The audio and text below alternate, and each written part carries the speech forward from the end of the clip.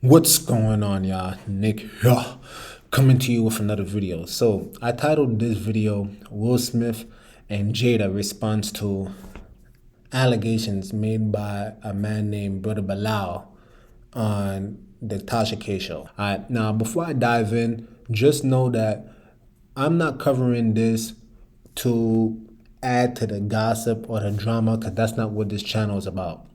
This channel is called The Message Sense, so I always want to show you something from a biblical perspective. But there's something that is very pertinent. So first, I'm going to actually show you what were the allegations that were made by Mark Anthony. And then later on, I'm going to show you how Jada and Will Smith respond to those allegations. So stay tuned. So you can see on Tasha K's YouTube channel, she named the video Explosive. Will Smith's best friend and assistant tells all! Exclamation mark. Jada, Dwayne, Martin, plus Mark Anthony. You looked at my Instagram, you see the hundreds of celebrities that I've done business with, done things with. During the latter years of our relationship, Will was not my friend. I was his friend. I was around before they had Trey. Jada was the woman that everybody wanted. And Will needed that validation to have that type of woman. You saw her say that Will Smith had a small.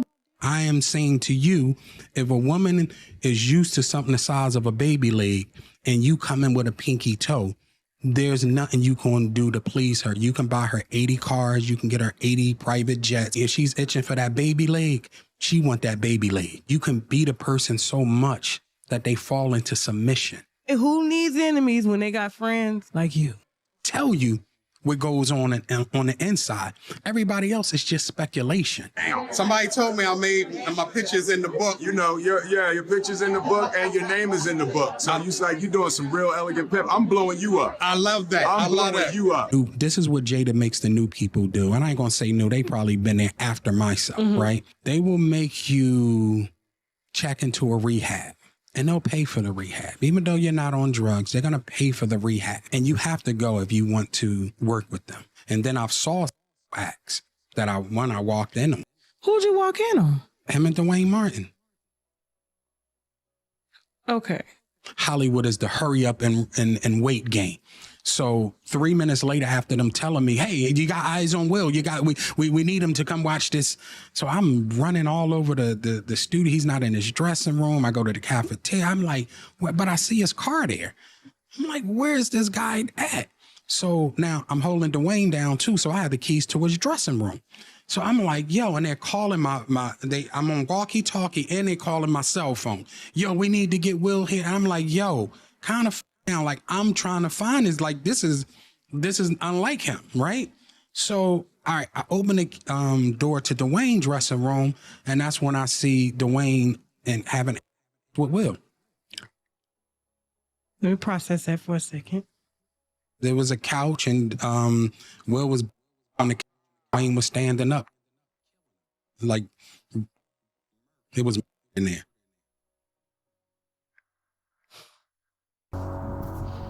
Boy. Okay.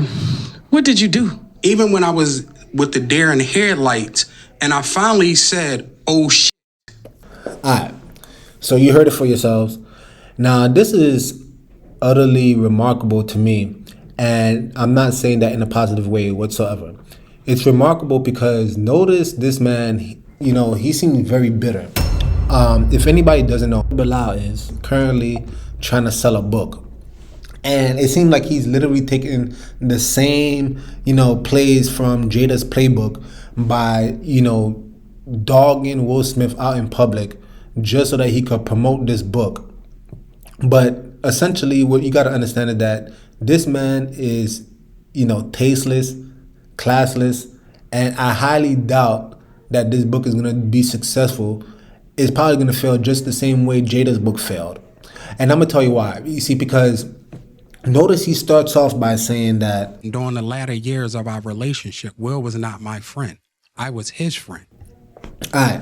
He said Will was not his friend. He was his friend. Now, this is what's so trashy about this, because what type of friend would be disgruntled for about 40-something years, and now that the whole world seems to be plummeting on Will Smith, he comes out with these allegations? how he was bent over. What type of friend is that? I mean, this dude is clearly butthurt. I don't know what transpired. I don't know none of these individuals on a personal level. But for him to have the nerve to call himself a friend of Will Smith's, and you try to air out his business like that, you see, I'm actually going to go over a couple of passages in the scriptures, what it means to actually be a friend. And this is interesting, all right? So let's go into this first one. So you can see here, Proverbs 17, verse 17, it says, a friend is loving at all times, and a brother is born for adversity. Check that out. A friend love at all times.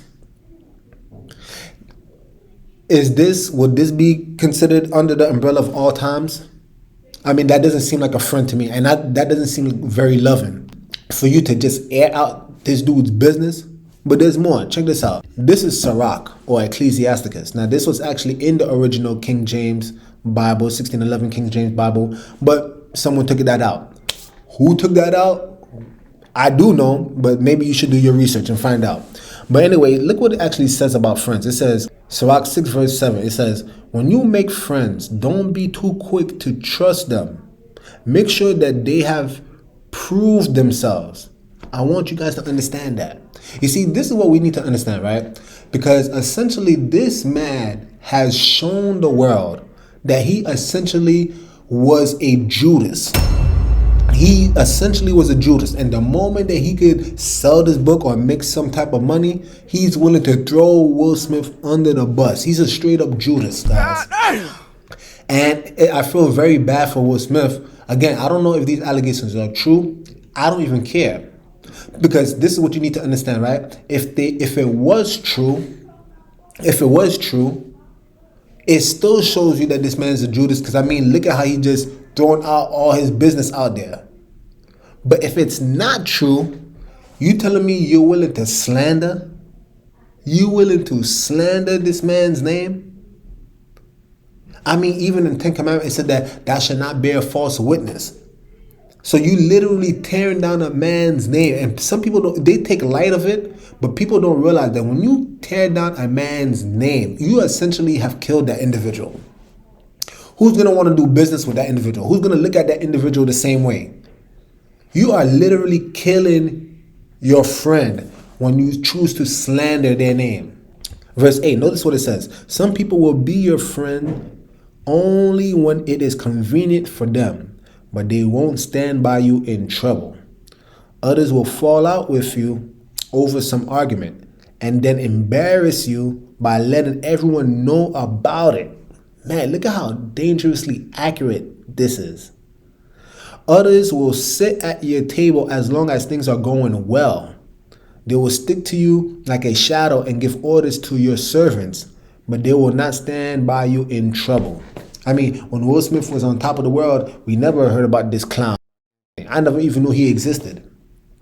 He had no clout. I didn't even know he existed. But now, because of the smack heard around the world, Jada throwing Will Smith under the bus, and now this guy wants to join the party and, just hop on that train and just slander Will Smith. There's more. You have Sirach 6 verse 16. Notice what it says. Faithful friends are life-saving medicine, and those who fear Yahweh, the Lord, will find them. Look at that. If you guys are able to actually find good friends, the scriptures say that they are life-saving medicine. But this right here, this ain't no medicine. This is straight up poison. This is poison. He's literally poisoning Will Smith, killing this man by dragging his name in the mud. You also have Sirach 12 verse 8 to 10. It says, when things are going well, it is hard to tell who your real friends are. And this is what we need to understand, my people. Both men and women. You really need to be more discerning. Because when things are going well, it's very hard for you to know who your true friends are. But wait until you actually fall on hard times. Right? But in hard times, you can recognize your enemies. There you go. You see, some people don't realize, right? A lot of times, this is actually low-key a blessing. You know, I know it seems painful and it seems like, you know, you literally going through the depths of Hades itself. I understand it feels that way in the moment. But sometimes you got to understand that in that valley, in that dip, when enemies reveal themselves, it is actually a blessing because now you get to weed out all the people who are not truly with you. You have Sirach 37 verse 1 through 6. It says, every friend will say, I too have been a friend. But there's a friend who is one in name only. Ooh, do you guys hear that? There are friends who are friends in name only. Doesn't the pain bring a person close to death when a companion and a friend turns into an enemy? This is what I was saying before. You see, when these friends turn into enemies, when they slander your name in such a way, it's literally like you're dying. Verse 3, evil inclination. How did you get involved in covering the land with deceit? 4, some companions take delight in a friend's happiness, but they turn against them in a time of distress. Some companions work alongside a friend for their stomach's sake, but in the heat of battle, they will shield themselves. You see that? They will work alongside you for their stomach's sake. I mean, you saw Will Smith in that clip. He said that, yeah, I'm putting you on. I'm blowing you up, right? He was trying to help this man with his book. He was trying to help the man with his book. And that dude, he was all good at that point, right? Because you helping me out. You helping satisfy my belly. But once people start looking at you differently, all of a sudden, you know what? I only cared about myself anyway. Now it's time. Now it's time to reveal who I truly am. Judas. It's truly sad that these things happen, but hey, it must needs be. It must needs be. I mean, this is literally part of life. And this is why I'm making this video, so that it can help, hopefully somebody can navigate through life better by being more discerning. You don't know who is truly with you in moments of prosperity. Like I read before, if you have a friend, right, prove them first. Prove them. Prove them. Don't credit them too quickly. Anyway, but as I've said before, this is how Jada and Will Smith responds to the allegations. Check this out. Hi, Miss Pinkett.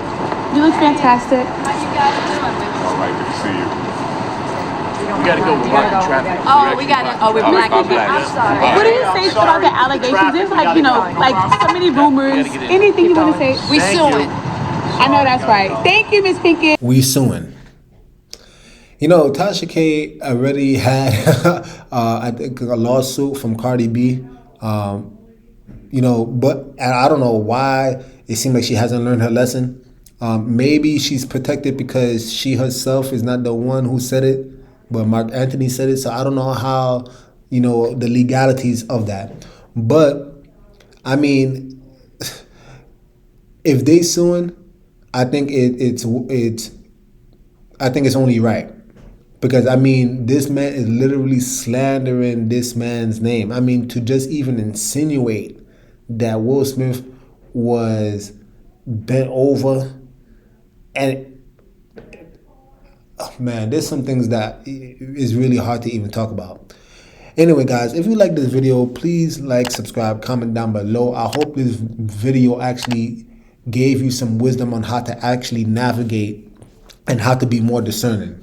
But anyway, with that being said, Nick over and out. The message sent. Jesus King, y'all.